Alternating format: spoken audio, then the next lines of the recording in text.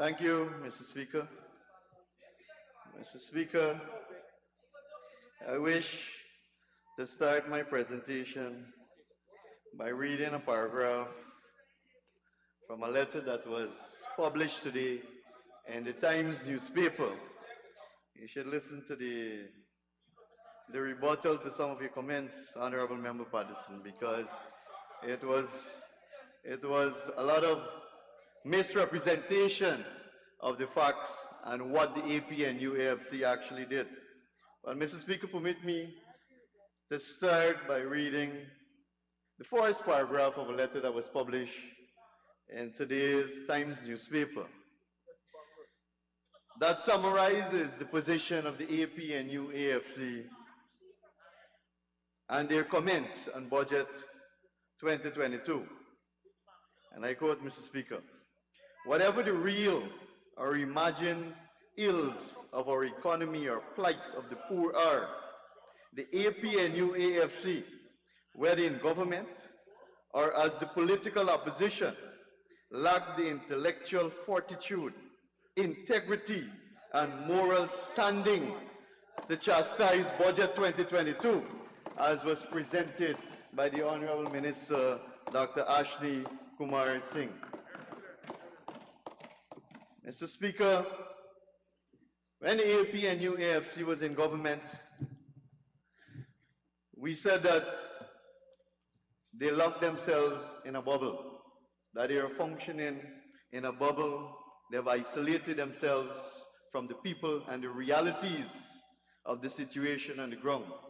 And you would have expected this to change after the electorates burst that bubble.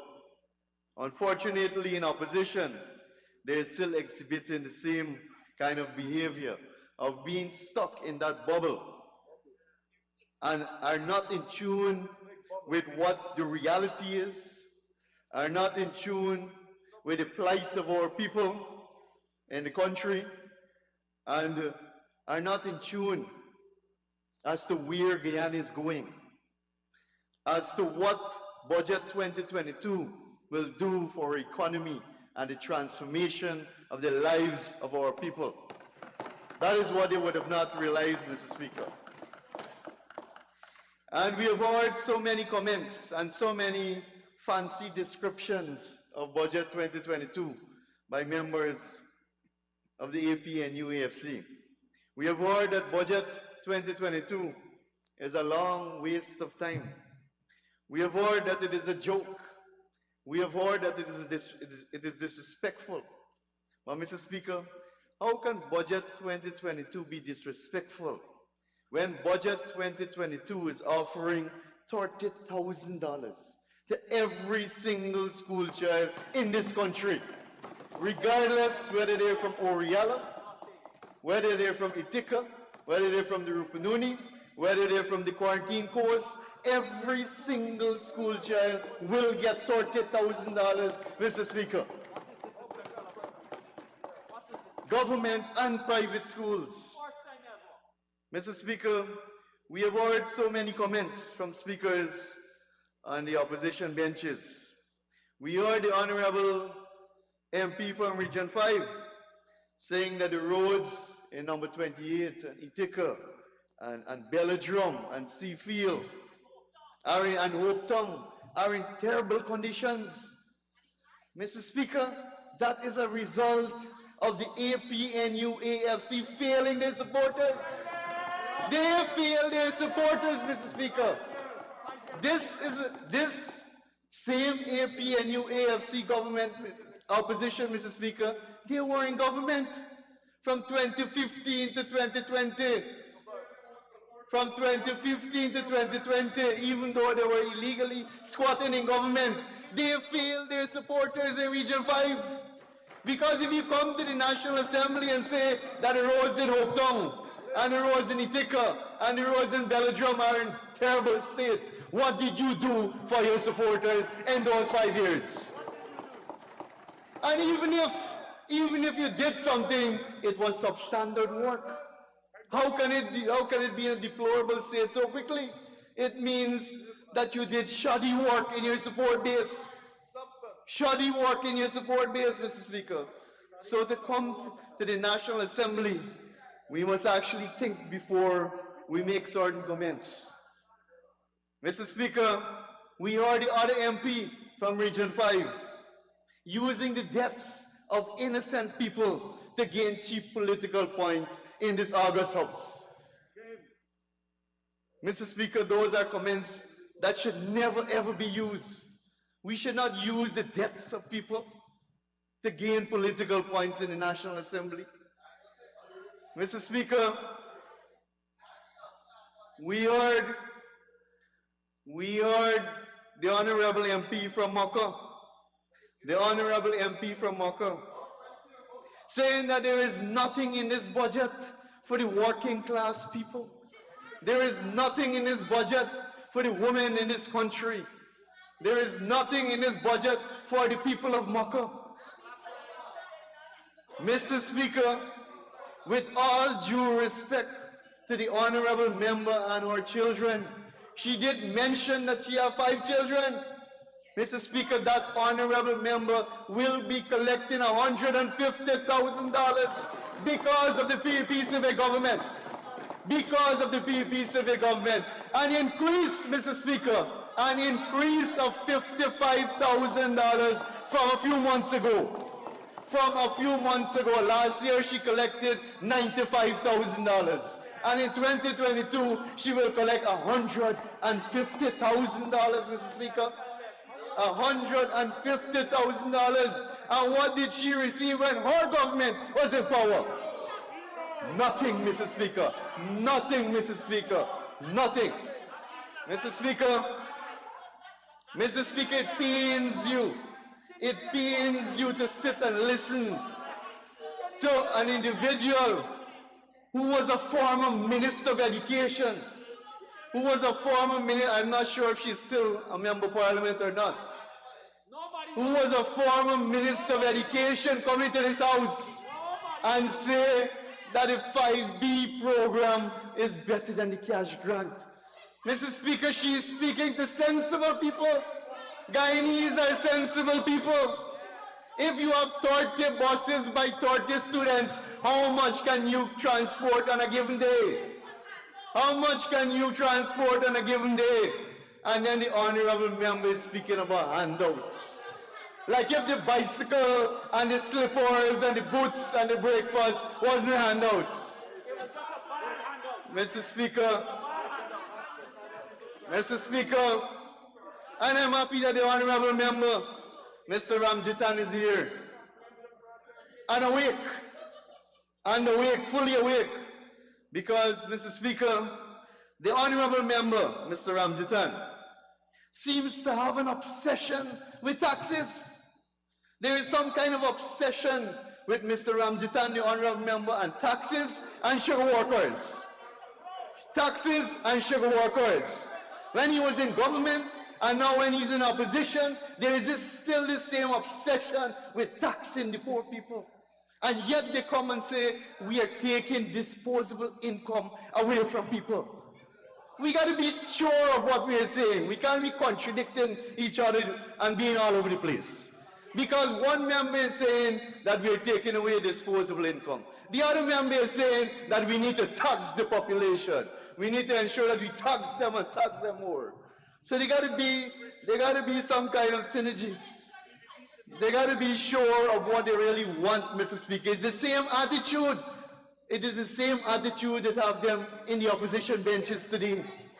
It is the same attitude that have them in the opposition benches today. And their dislike for sugar workers. And the honorable member, being a Barbician himself, would think that he loves sugar workers. But this is the very member that every single time we make allocation for Gaisuku, he has a problem. What is the problem with Gaisuku and sugar workers and this honorable member? Because they voted you out. Honorable member. They put you back in the opposition benches where you will stay for a very long time. Because obviously there is no leadership, there is no sense of direction, there is no opposition leader. Mr. Speaker, there is this obsession The honorable member, Mr. Speaker, I'll get to that. I'll get to that. I have 35 minutes. Mr. Speaker, there's an article, I think it was Kaicho News, quoting the honorable member to say, Guyana on path of resource course. Ramjitan says budget 2022 destroying the non-oil sectors.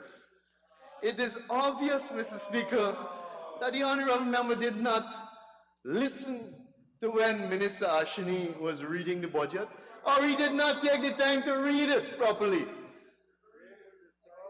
Or he was probably not awake when the government members were explaining all the measures in the budget, Mr. Speaker. How can you actually say that budget 2022 is killing the non-oil sectors, when the money from the Natural Resource Fund that flowed into the budget is to incentivize the very non-oil sector, like sugar, honorable member, like fishing, honorable member, like logging, like mining, like tourism, like manufacturing. You examine the budget, Mr. Speaker. If you examine the budget, Mr. Speaker, you will see that the money from the Natural Resources Fund is flowing into those sectors. It is flowing into agriculture. It is flowing into health. It is flowing into education. It is flowing into tourism and manufacturing. It is flowing into our security. That is what it is being used for, Mr. Speaker. So when they come to the National Assembly and say, oh, the PPP is wasting the oil money, and there is no evidence of how the oil money will be spent, Mr. Speaker, we are saying to the people of Guyana, that is how the money will be spent in 2022, on education, on health, on agriculture, on tourism, on security, on training our young people, and building back our sugar industry. That is where the money will be spent, Mr. Speaker, because majority of our Guyanese brothers and sisters are employed in those sectors. Not in the oil and gas sector, they are employed in those sectors. And that is why we are committed as a government to ensure that we continue to grow the non-oil sector, because the non-oil sector are important in terms of job opportunities. And that is why we brought to the National Assembly the local content bill, which is a legislation now.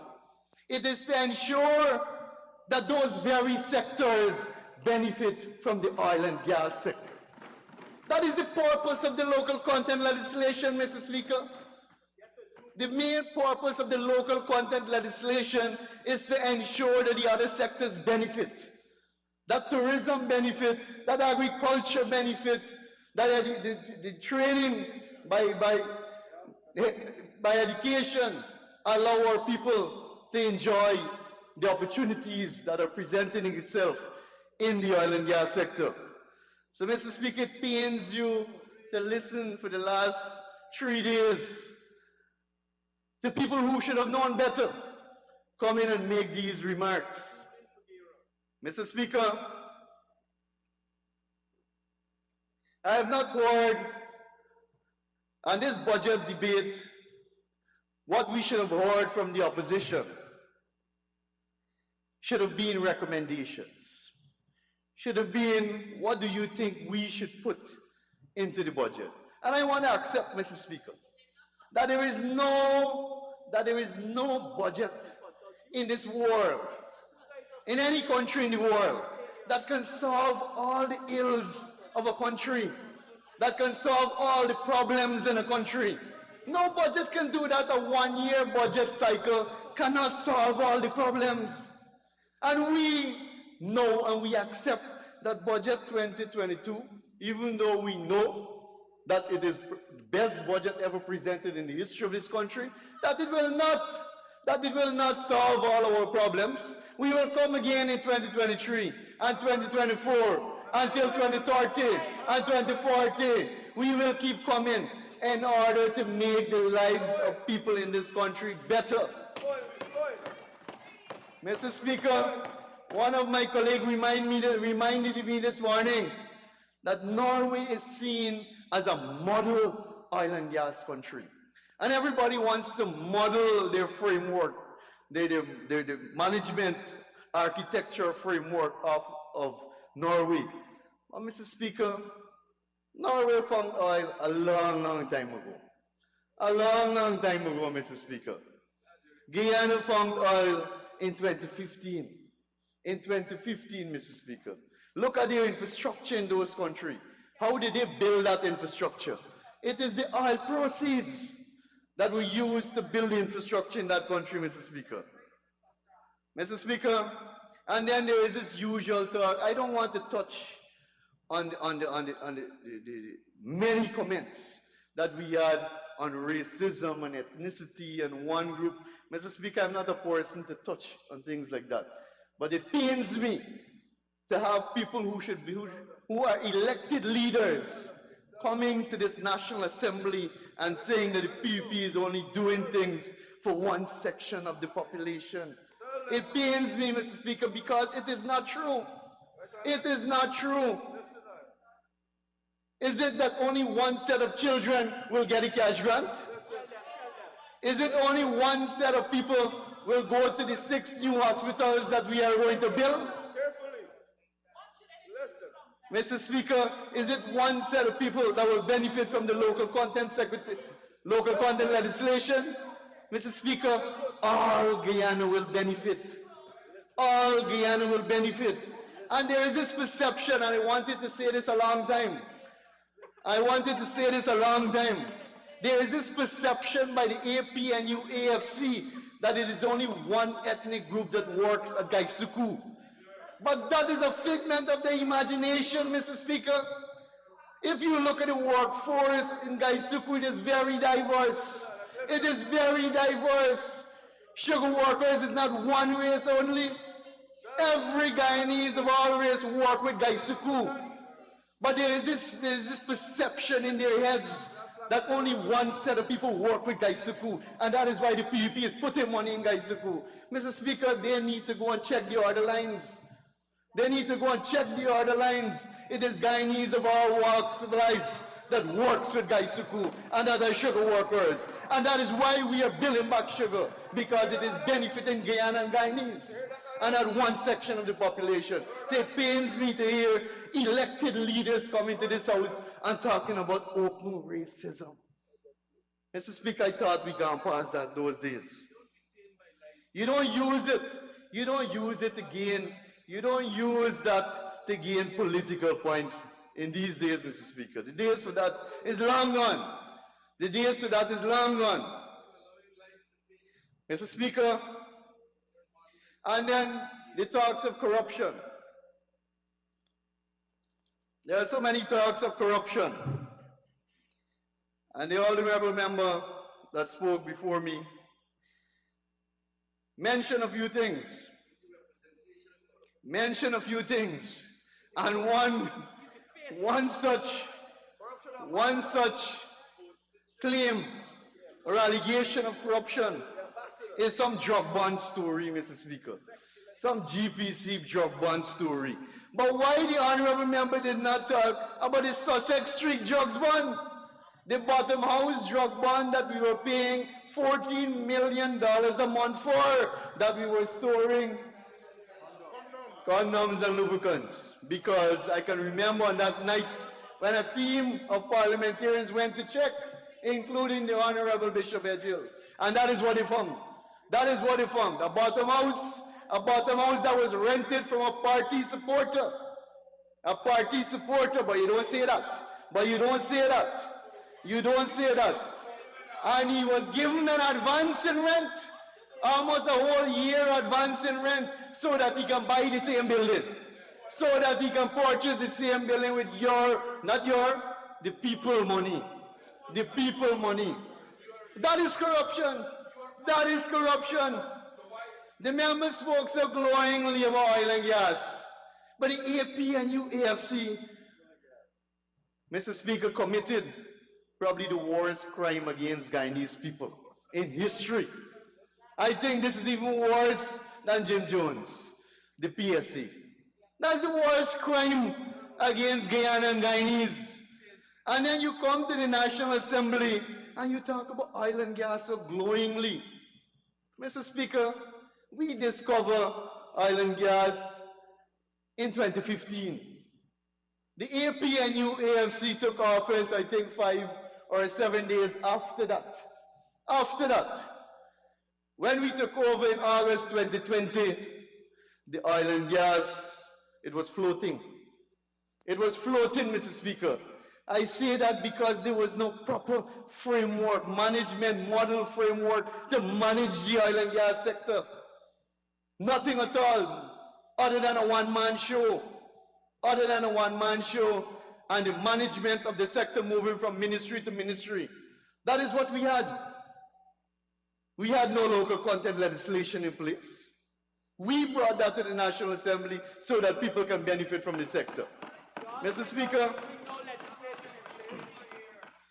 Speaker, talking about corruption again, the honorable member did not mention a word about the 18 million bonus. No, we have to remind people. We have to keep reminding people that you collected 18 million US dollars as signing bonus, and you never tell the people of Guyana that you collected the money. We have to remind them. You don't like when we remind the people of your misdeeds and your corrupt active. You don't like when we remind the people of this country of that. That is the problem. But you collected. I was in the National Assembly at that time when a question was asked of the then Minister Jordan, and he said that he has no knowledge of this. Then when we asked again, he said that he thought it was a gift. 1.5 years after, then we heard that, oh, we received 18 million, and it is in a special account, and that is to fight the case with Venezuela. Why didn't they tell us when you collected it? Why you didn't tell us when you collected it? So when you talk about corruption, Mr. Speaker, we got to talk about these things too. We got to talk about the demurrage costs. We got to talk, since we're talking oil and gas, we got to talk about the demurrage costs under the APNU AFC and under the PUP civic government. Mr. Speaker, when we took office, 3 lifts were completed. 3 lifts were completed, and we collected an invoice for 567,000 US dollars. Demurrage costs. Demurrage costs. We had to pay. We had to pay that. The people of Guyana had to pay that. Mr. Speaker, for the next 6 lifts under the PUP Civic Administration, the next 6 lifts, we have not paid more than $100,000 demurrage costs. And that is proper management. That is proper management, Mr. Speaker. And that is the fact. That is the fact. Mr. Speaker, there was another comment which I wish to address before I go more into oil and gas, and for us to speak about some of the opportunities that lies ahead, and that is of gold production. The Honorable Member Patterson mentioned it. I think the Honorable Member, Ms. Fernandes, also mentioned gold production. Mr. Speaker, the Honorable Member mentioned that in 2016, we had the highest gold declaration in Guyana. And that is a fact. That is true. But if the Honorable Member understands how the industry works, she would have realized that it was because of the work of the PUP Civic Administration prior to 2015 resulted in the high declaration of gold. And worse to that, Mr. Speaker, the Honorable Member boasts of a high declaration under the administration. Unfortunately, when we took over government, Mr. Speaker, it was not reflected in GGMC accounts. It was not reflected in GGMC accounts. It was not reflected in the figures of the Guyana Gold Board. That was in arrears. Mr. Speaker, in 2015 when we left, GGMC had over $20 billion. Over $20 billion. Just like the Forestry Commission had over $1 billion. GGMC had over $20 billion. When we took over, Mr. Speaker, GGMC had $7 billion. $7 billion, Mr. Speaker.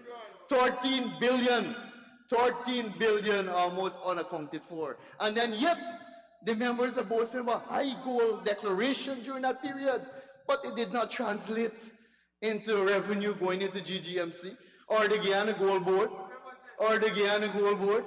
So, Mr. Speaker, there's a lot of questions to be asked, and that's the right question you asked. Where is it? Where is it? And we will, honorable member. Mr. Speaker, indeed, in 2021 we recorded a decline in gold declaration. But we cannot be divorced from reality all the time and not take into consideration the massive flooding that we had in 2021. And the flood, Mr. Speaker, is not an excuse. It happened. All of us are Guyanese. We knew what happened during the flooding. The honorable member is from a mining town. She would know, the honorable member would know that mining camps were floating away, that excavators were underwater, that AGM, the biggest pit in the country, is still being dewatered as we speak here, Mr. Speaker. So this is not excuse, Mr. Speaker. It's the reality of what happened. It is the reality of what happened in 2021. Added to that, Mr. Speaker, one of our big mining companies was hit with COVID. Added plus the death of their CEO.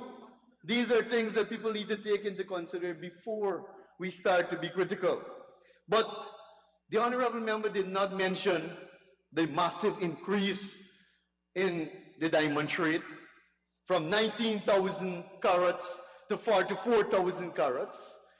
The honorable member did not mention the massive increase in quarryable materials, stone and aggregates from 650,000 tons to 857,000 tons. The honorable member stopped short from mentioning that. She did not mention the increase from 600,000 tons of sand to 1.2 million tons of sand. Mr. Speaker, these are the increases that we would have had in 2021. And in the quarrying sector, we will continue to increase our production with the issuance of license to people who have the capacity and the resources to develop those operations. Mr. Speaker, I wish to speak substantively now on our oil and gas sector. Mr. Speaker, I also wish to welcome, on behalf of the government of Guyana, the announcement made by CGX in the quarantine block. I say that with some amount of satisfaction and pride, Mr. Speaker, because I'm a Barbician too. And I know the difference that this will make to the people and the opportunities that will come to Barbies and the people of Barbies. Mr. Speaker, we have had now close to 30 discoveries in our oil and gas sector. Close to 30 discoveries in our oil and gas sector, Mr. Speaker. Very soon, as a matter of fact, weeks from now, our new FPSO Unity will start producing at 220,000 barrels of oil per day, taking our total to 340,000 barrels per day, Mr. Speaker. And our third FPSO, Prosperity, should be in Guyana by 2024, taking our production to 560,000 barrels per day. And Mr. Speaker, we are in the process of reviewing the field development plan for the fourth development, the Yellowtail development. And I want to say that we are not taking things lightly. As a government, we have already engaged 2 different sets of international consultants to ensure that they review the field development plan for Yellowtail and to ensure that when a license, once approved, is granted, that it brings additional benefits to the people of Guyana. And there are safeguards in the license to ensure that our environment is protected and to ensure that people actually benefit from the oil and gas sector, Mr. Speaker. Mr. Speaker, The Honorable Member Patterson spoke about the environmental hazards of oil and gas. But Mr. Speaker, the leaser permit that was signed by the AP and UAFC government, there was no provision as to how Exxon should deal with produced water. Nothing. Nothing, Mr. Speaker. But the Honorable Member said that we are dumping water into the ocean. Mr. Speaker, we changed the leaser permit and we upgraded the Payara permit to ensure that the water is treated to international standard before it is dumped. That it is treated to international standard and that the EPA will monitor this along with other agencies to ensure that the water is treated to international standard before it is dumped. Honorable Minister, we want to treat you to the parliamentary standard, so we will have to get you 5 minutes to conclude. Thank you, Mr. Speaker. I would like to ask that my colleague be given 5 minutes to conclude his presentation. Thank you. Thank you. Honorable Minister, you may continue to your conclusion in 5 minutes. Thank you, Mr. Speaker. Mr. Speaker, I will use some of my 5 minutes just to speak on the gas to energy project, which was also mentioned by the Honorable Member.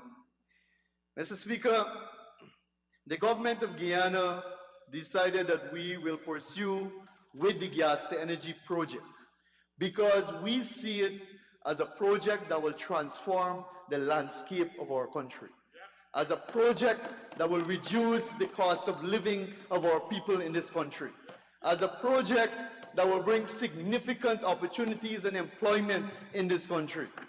Mr. Speaker, this is a project that will raise the standard of living of our people. This single project. And we have always said, Mr. Speaker, that whenever we develop the oil and gas sector, it must benefit every single Guyanese. It must benefit every single Guyanese. And in the same way, the 126.7 billion is transferred to this budget, which we are scrutinizing right now. So this big hullabaloo, Mr. Speaker, about scrutiny of the oil money, that is what we're doing here. We are scrutinizing how that money will be spent. And next week, the opposition will be given the opportunities to ask questions, be it sensible or not. They will be given the opportunity to ask questions and to scrutinize the budget and how the oil money will be spent and who it will be spent on, Mr. Speaker. So when we talk about transparency and accountability, that is what we're doing. We made a pledge when we were campaigning that we will ensure that there is transparency and accountability, and that when the money is used, it will be used to benefit every single Guyanese. And that is why we budgeted over $20 billion for the gas to energy project. Because our biggest problem in this country, Mr. Speaker, is the cost of power generation and the reliability of the power generation as well too, Mr. Speaker. And in the context of climate change now, the cutting emission is important.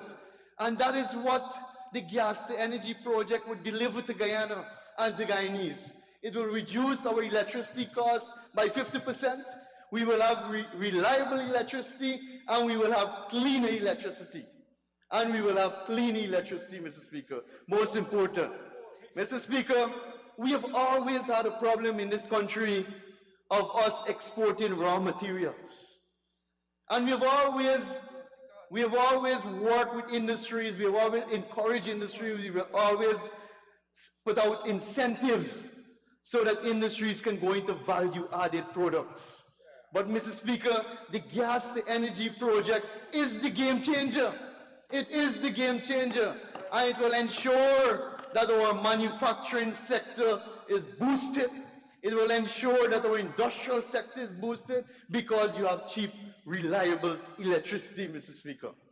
And when we have local manufacturing, Mr. Speaker, we cannot discount the opportunities that will be presented to our local private sector, even though they accuse us of crafting a budget for the private sector. We cannot discount the opportunities of employment by our people. We cannot discount the opportunities that our people will get in purchasing cheaper quality goods and services, and also lowering our importation bill, which is important in saving foreign currency, Mr. Speaker, valuable foreign currency. Mr. Speaker, so we are going to move ahead, Mr. Speaker, with the gas energy project and the Wales development area, because that will benefit the lives of every single Guyanese, be it on the opposition side or any side. It will benefit every single Guyanese, Mr. Speaker. And we are not stopping there. That project will provide 250 megawatts net. Soon our consumption will be higher than that at the pace at which we are developing this country, Mr. Speaker. With the new housing schemes, with the new hotels, with the new industries, we will soon exhaust that capacity. And that is why we are venturing into the Mile Falls Hydro project to add another 165 megawatts to that, another 50 megawatts solar, and all the mini hydros that we're investing in, Mr. Speaker. Mr. Speaker, this project will help all sectors, Mr. Speaker. And we ask, Mr. Speaker, that this project be supported by all Guyanese, because a project that will change the lives of all of us. Mr. Speaker, I wish to thank you, and I wish to commend Budget 2022 for passage in the National Assembly. Thank you.